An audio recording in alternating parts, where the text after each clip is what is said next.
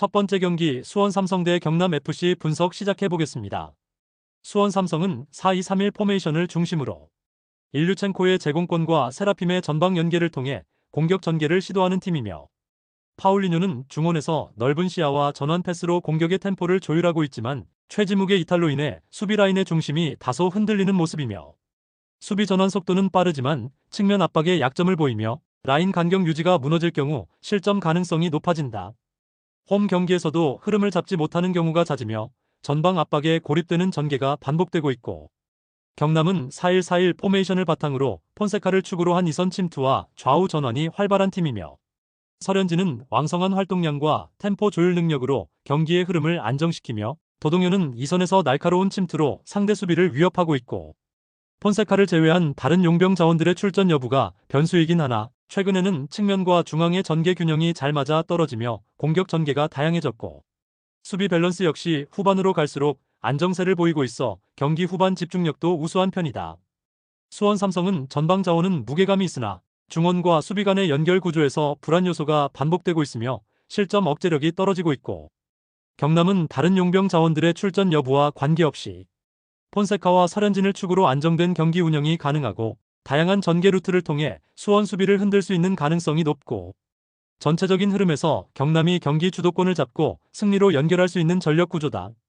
두 번째 경기 김포FC 대 부천FC 분석 시작해보겠습니다. 김포FC는 3-4-3 포메이션을 중심으로 플라나와 루이스의 빠른 측면 전개를 통해 상대 수비 라인을 흔드는 전술을 활용한다. 조성주는 전방 압박과 이선 연계에 강점을 보이며 후방 빌드업 시에는 루이스의 전진 패스가 연결축 역할을 한다. 다만 수비 라인의 밸런스가 무너지는 장면이 종종 나오며 강한 압박을 받을 경우 탈압박 루트가 부족해 템포가 끊기는 문제가 반복되고 있고, 최근에는 점유율보다는 역습 효율에 초점을 맞추는 운영을 자주 선택하고 있다. 부천FC는 동일한 3-4-3 포메이션이지만 몬타뉴와 갈레고를 활용한 템포 조절과 전방 압박 능력에서 훨씬 더 완성도 높은 축구를 보여주고 있고, 한지호는 중원에서 수비 가담과 탈압박 모두에 능하며 빌드업 시에는 정확한 방향 전환으로 전개 속도를 끌어올리는 역할을 수행한다. 특히 라인 간격을 촘촘히 유지하는 수비 전환 능력이 탁월하며 상대의 실수를 유도하는 전방 압박이 자주 성공하고 있고, 원정 경기에서도 전술 수행력이 크게 흔들리지 않는 안정적인 구조를 갖추고 있다. 김포FC는 루이스와 플라나의 빠른 전개로 찬스를 만들 수 있지만 수비 밸런스와 빌드업 안정성에서 반복적인 문제를 드러내고 있고, 부천은 몬타뉴와 갈레고의 연계, 한지호의 중원 커버 능력을 바탕으로 경기 전반을 주도할 수 있는 전술적 여유를 갖추고 있고, 전체적인 흐름과 구성상 부천이 안정적인 경기력으로 승리를 가져갈 가능성이 높다. 세 번째 경기 FC 안양 대 강원FC 분석 시작해보겠습니다. FC 안양은 리그 11위에 머물러 있으며 수비 위주의 운영을 기반으로 실점을 최소화하는 데 초점을 맞춘 팀이며, 하지만 이번 경기에서는 주전 골키퍼 김다솔이 퇴장 징계로 결장하게 되며 수비 안정성에 큰 타격이 불가피하고,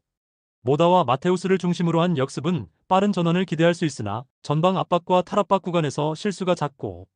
특히 빌드업 과정에서의 불안과 라인 간격 붕괴는 후방 불안정성을 가중시키고 있으며 세트피스 수비에서도 약점을 노출하고 있고,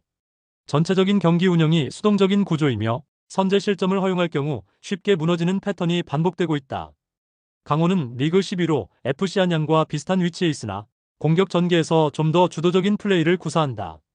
가브리엘과 김경민의 투톱 조합은 활동량이 풍부하고 전방 압박도 적극적이며 측면에서의 크로스 연결도 날카로운 편이며, 수비에서는 이지호를 중심으로 안정적인 커버가 이루어지고 있고, 중원에서의 볼 소유와 패스 정확도는 안양보다 우세한 흐름을 보이고 있고, 강원은 강한 팀에게는 고전하지만 비슷한 수준의 팀을 상대로는 주도적인 운영과 결과를 만들어내는 흐름이 자주 나타난다. FC 안양은 수비 전술에 의존하고 있지만 골키퍼 이탈이라는 결정적인 약점이 발생하면서 안정적인 운영이 어려워졌고, 강원은 중원 장악과 전방 압박이 뛰어나며 약체 상대로는 확실한 결과를 만들어내는 패턴이 반복되고 있고, 경기 흐름은 강원FC가 전체적으로 지배할 가능성이 높다. 네 번째 경기 광주FC 대 제주유나이티드 분석 시작해보겠습니다. 광주는 현재 리그 8위로 중위권에 자리하고 있으며 4-4-2 포메이션을 기반으로 빠른 전환과 측면 활용에 강점을 보이는 팀이며, 아사니와 헤이스의 좌우 측면 돌파는 위협적이며 오우성의 움직임도 상대 수비를 흔들기에 충분하고, 이번 경기에서는 이정효 감독이 물병을 발로 차 퇴장당해 징계로 결장하게 되었지만 마철준 수석 코치가 팀을 잘 이끌어줄 것이며 광주는 홈 경기에서 강한 압박과 체력전에서 밀리지 않는 전개를 보여주고 있으며 후반에도 조직력 흐름이 크게 무너지지 않는 특징이 있고 전방 압박을 주도하며 중원 점유율을 유지하는 운영이 이어질 전망이다. 제주는 리그 9위로 광주와 비슷한 순위에 있지만 경기력 면에서는 아직 조직적인 완성도가 떨어지는 모습을 보이고 있고 유리 조나탄이 공격의 중심을 맡고 있고 남태희의 플레이메이킹은 위협적이나 체력 유지와 수비 기여도가 낮은 편이며 전방 압박보다는 볼 점유와 연결 중심의 운영을 추구하지만 강한 압박을 받는 상황에서는 탈압박 실패가 자주 나온다. 무엇보다 중요한 변수는 원정이다. 제주의 경우 원정 경기를 떠날 때마다 서귀포 클럽하우스에서 제주공항까지 이동하고 다시 비행기로 이동해야 하는 장거리 코스가 굉장히 부담스럽기 때문에 특히 원정 경기마다 어려움을 겪고 있고 이동 피로 누적은 체력적인 리스크로 작용하며 후반 집중력 저하로 이어질 가능성이 크다. 광주는 감독 이탈이라는 변수에도 전술 운영 체계가 유지되고 있고 홈 경기에서의 압박과 체력 효율이 뛰어나고 제주는 매번 반복되는 장거리 원정 동선으로 인해 체력 부담이 크며 경기 후반 집중력 저하가 불가피한 조건이며 결과적으로 경기 운영 안정성과 실전 조건을 모두 고려했을 때 광주FC의 우세가 유력한 매치업이다.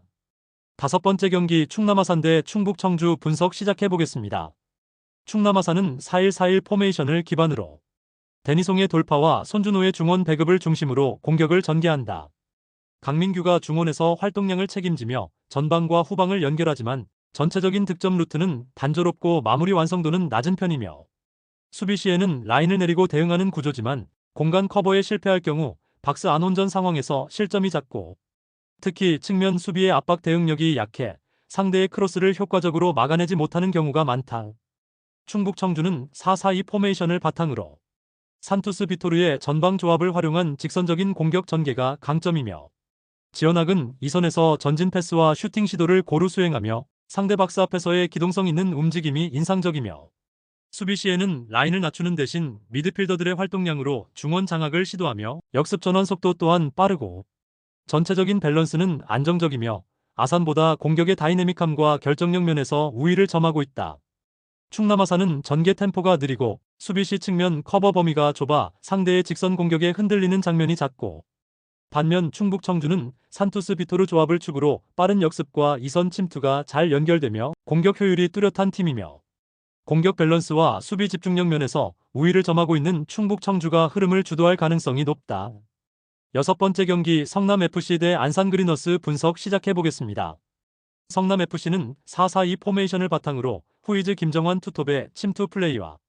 김범수의 중원 조율을 통해 빠른 템포의 공격 전개를 보여주는 팀이며 박수빈의 징계 결장은 측면 수비 밸런스에 영향을 줄 수 있지만 전체적인 라인 간격과 커버 범위는 안정적인 편이며 전경준 감독 특유의 촘촘한 압박과 간결한 전개는 특히 하위권 팀 상대로 우위를 점하는 데 효과적이며 홈에서는 실점 억제력도 안정적인 흐름을 이어가고 있고 상대 수비가 흔들릴 경우 강한 압박으로 주도권을 놓치지 않는 경기 운영이 강점이다. 안산은 4-1-4-1 포메이션을 바탕으로 루안 산토스와 사라이바의 개인 기량에 의존하는 공격 전개를 자주 시도하는 팀이며 중원 전개는 느슨한 편이며 점유율보다는 역습 위주의 운영에 초점이 맞춰져 있고 전술적 조직력보다는 개별 선수들의 돌파에 의존하는 경향이 강해 수비 라인과의 간격이 쉽게 벌어지고 수비 전환 시 뒷공간 커버에도 어려움을 겪는다. 최근 경기에서도 후반 집중력이 낮아 실점으로 흐름을 놓치는 패턴이 자주 나타나고 있다. 성남은 후이즈와 김정환 중심의 공격 전개가 날카로우며 중원과 수비 간 간격 유지가 뛰어난 팀이며 반면 안산은 전술적 조직력과 수비 집중력 모두에서 큰 약점을 보이고 있고 공격 전개 또한 단조로워 성남의 압박을 벗어나기 쉽지 않고 조직력, 감독의 전략, 흐름의 안정성까지 고려하면 성남이 홈에서 경기를 지배할 가능성이 높다.